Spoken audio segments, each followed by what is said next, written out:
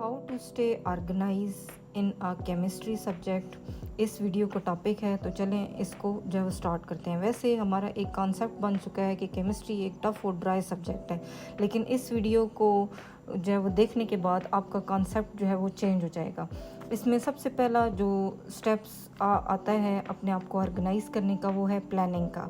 तो प्लानिंग आपको daily basis पे और वीकली बेसिस पे करनी पड़ेगी ताकि आप अपने आप को ऑर्गेनाइज रख सकें और किसी टाइप की कन्फ्यूजन ना हो। तो उसके लिए बेस्ट जो है वो एक ऐप है जिसको गूगल कैलेंडर कहते हैं, उसको आप ऐप स्टोर से डाउनलोड कर लें और उसमें आप अपने वीकली, मंथली या डेली बेसिस पे जितने जो है ना वो टास्क वगैरह हैं उनको टाइम के साथ जो है वो मैनेज कर सकते हैं।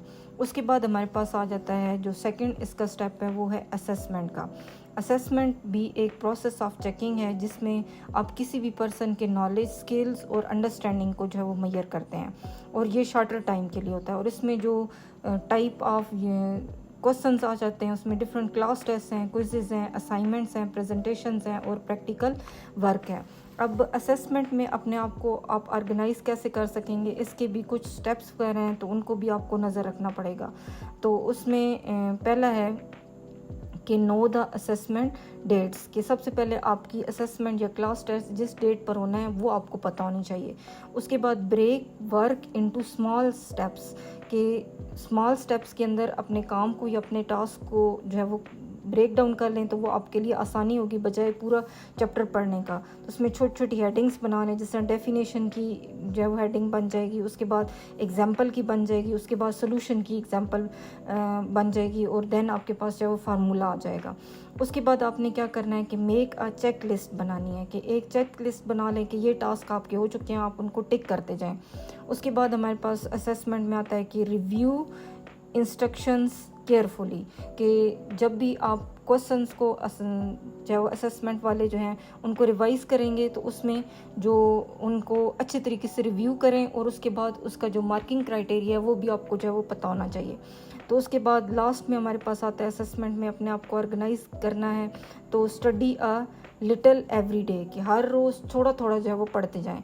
तो इसका एक आसान और सिंपल फार्मूला ये है कि असेसमेंट में अपने आपको अगर आप ऑर्गेनाइज करना चाहते हैं तो 3 एलिमेंट्स आपको पता होना चाहिए। एक प्लानिंग है, टाइम मैनेजमेंट है, और उसके बाद जो है वो रिवीजन आ जाती है।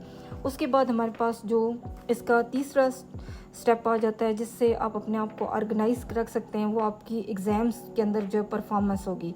एग्ज़ाम्स में हमारे पास जो है वो MCQs आते हैं, शॉर्ट क्वेश्चंस आते हैं, लॉन्ग क्वेश्चंस आते हैं और न्यूमेरिकल आ जाते हैं। और ये भी एक प्रोसेस ऑफ चेकिंग है जिसमें आप नॉलेज, स्किल्स और अंडरस्टैंडिंग को मेजर करते हैं, लेकिन ये जो है वो लॉन्गर टर्म में आ जाता है। इसमें जो सिलेबस का पार्ट होता है वो ज़्यादा आता है। तो इसमें अपने आप को ऑर्गेनाइज रखने के लिए के भी कुछ स्टेप्स हैं, जिसमें सबसे पहला है कि मेक अ टाइम टेबल, एक टाइम टेबल बनाएं। उसके बाद टू डू लिस्ट बना लें, क्लीन स्टडी एरिया रखें ताकि जो फोकस में और किसी टाइप की कन्फ्यूजन वगैरह ना हो। कलर कोडिंग इस्तेमाल करें, हाईलाइट कर लें, जो वो कलर्स दे दें चैप्टर को और टॉपिक वगैरह को, ताकि आपके लिए आसान होगा, क्योंकि जितना आप कलर देंगे तो कलर से जो विजन भी इम्प्रूव होगा। उसके बाद हमारे पास है रिव्यू या रिवाइज जो है वो रेगुलर करना है। उसके बाद अवॉइड डिस्ट्रैक्शन, मोबाइल वगैरह का इस्तेमाल जो है वो कम से कम करें। और इसमें भी सिंपल फार्मूला हमारे पास आ सकता है कि एग्ज़ाम्स में अपने आप को ऑर्गेनाइज करने के लिए आपको प्लान करना पड़ेगा, प्रैक्टिस करना पड़ेगी और रिवीजन करना पड़ेगी। असेसमेंट में टाइम मैनेजमेंट आ जाती है और इधर जो है वो आपके पास प्रैक्टिस आ जाएगी। उसके बाद लास्ट जो स्टेप है जिससे आप अपने आप को केमिस्ट्री जैसे सब्जेक्ट में ऑर्गेनाइज रख सकते हैं, वो डिजिटल फोल्डर्स की फॉर्मेशन है। अब जो डिजिटल फोल्डर्स क्या होते हैं कि ये आप बनाते हैं, और ये एक इलेक्ट्रॉनिक जो है वो फोल्डर होता है जिसके अंदर आप ऑर्गेनाइज करते हैं और स्टोर करते हैं डिफरेंट फाइल्स को, या तो कंप्यूटर के ऊपर, टैबलेट के ऊपर या फिर मोबाइल वगैरह के ऊपर।